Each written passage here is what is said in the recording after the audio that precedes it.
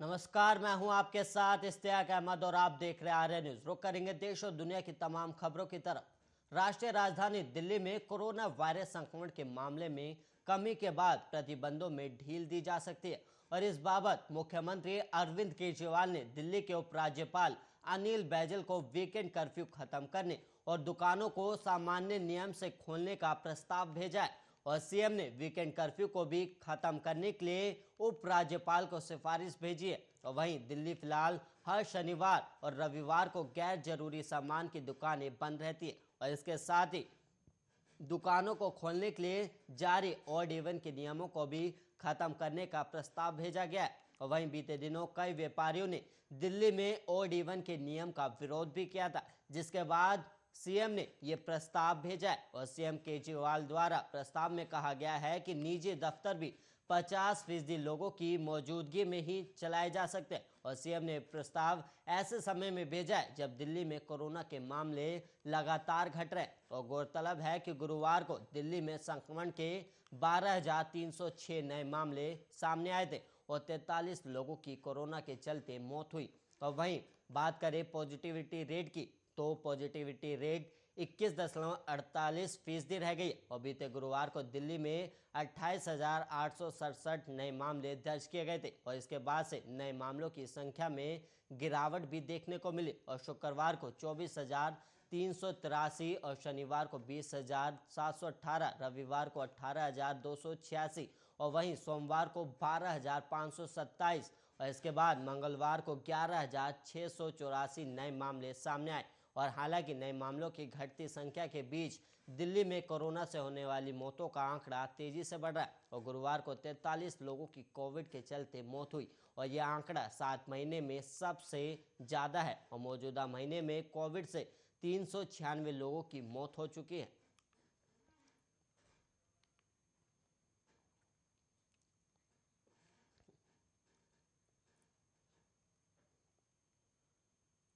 और वहीं बढ़ेंगे अगली खबर की ओर, जहां पर देश में जानलेवा कोरोना वायरस की तीसरी लहर के बीच पीएम मोदी एक बार फिर दुनिया के सबसे लोकप्रिय नेता चुने गए और America data intelligence firm the Morning consult के सर्वे के मुताबिक प्रधानमंत्री नरेंद्र मोदी ने अप्रूवल रेटिंग में अमेरिकी राष्ट्रपति जो बाइडेन और ब्रिटिश प्रधानमंत्री बोरिस जॉनसन समेत दुनिया के 13 राष्ट्र प्रमुखों को पीछे छोड़ दिया है। और वहीं सर्वे में पीएम मोदी की अप्रूवल रेटिंग 71% है और 13 से 19 जनवरी के बीच कराए गए इस सर्वे में भारतीय प्रधानमंत्री दुनिया के कई राष्ट्रपतियों और प्रधानमंत्रियों से काफी आगे और पीएम मोदी ने मैक्सिकन राष्ट्रपति आंद्रे मैनुअल लोपेज ओब्राडोर और इटली के प्रधानमंत्री Mario Draghi, German chancellor Olaf Scholz, अमेरिकी राष्ट्रपति जो बाइडेन समेत कई नेताओं को लोकप्रियता के ग्राफ में पीछे छोड़ दिया और इस बार के सर्वे में अमेरिकी राष्ट्रपति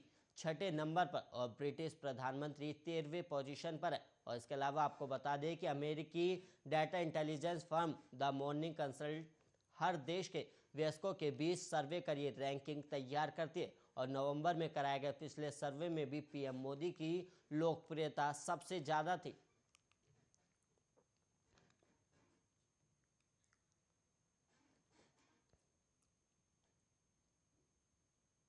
देश में जानलेवा कोरोना वायरस महामारी के मामले लगातार बढ़ रहे और साथ ही कोरोना के सबसे तेजी से फैलने वाले वेरिएंट ओमिक्रॉन के मामले भी बढ़ रहे और देश में पिछले 24 घंटे में कोरोना वायरस के 3,47,254 नए केस सामने आए हैं और वहीं 703 लोगों की मौत भी हो गई। और वहीं अब तक कोरोना के ओमिक्रॉन वेरिएंट के 9,692 मामले सामने आ चुके और देश में दैनिक पॉजिटिविटी रेट अब 17.94% है और केंद्रीय स्वास्थ्य मंत्रालय की ओर से जारी किए गए आंकड़ों के मुताबिक देश में अब एक्टिव मामलों की संख्या बढ़कर 20,18,825 हो गई है और वहीं इस महामारी से जान गंवाने वालों की संख्या बढ़कर 4,88,396 हो गई और आंकड़ों के मुताबिक कल 2,51,777 लोग ठीक हुए, जिसके बाद अभी तक 3,58,58,806 लोग संक्रमण मुक्त हो चुके हैं और वहीं राष्ट्रव्यापी टीकाकरण मुहिम के तहत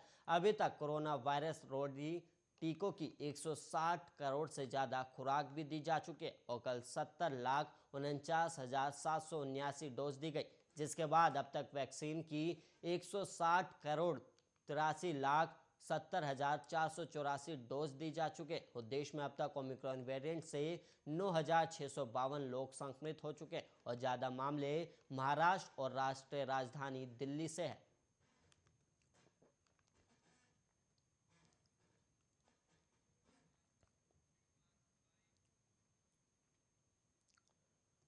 वहीं सुप्रीम कोर्ट ने पिता की संपत्ति पर बेटियों के अधिकार को लेकर एक अहम आदेश दिया और वहीं कोर्ट ने कहा कि संयुक्त परिवार में रह रहा कोई व्यक्ति अगर वसीयत किए बिना किसी की मौत हो जाती है तो उसकी संपत्ति पर उसकी बेटी का हक होगा और बेटी को अपने पिता के भाई के बेटों की तुलना में संपत्ति का हिस्सा देने में प्राथमिकता दी जाएगी। और कोर्ट ने यह भी कहा है कि इस तरह की व्यवस्था हिंदू उत्तराधिकारी कानून 1956 लागू होने से पहले हुए संपत्ति के बंटवारे पर भी लागू होगी। और इसके अलावा आपको बता दें कि तमिलनाडु के एक मामले का निपटारा करते हुए जस्टिस एस अब्दुल नज़ीर और कृष्ण मुरारी की बेंच ने ये 51 पन्ने का फैसला दिया और इस मामले में पिता की मृत्यु 1949 में हो गई थी और उन्होंने अपनी स्वअर्जित और बंटवारे में मिली संपत्ति की कोई वसीयत नहीं की थी और मद्रास हाईकोर्ट ने पिता के संयुक्त परिवार में रहने के चलते उनकी संपत्ति पर उनके भाई के बेटों को अधिकार दिया था और अब सुप्रीम कोर्ट ने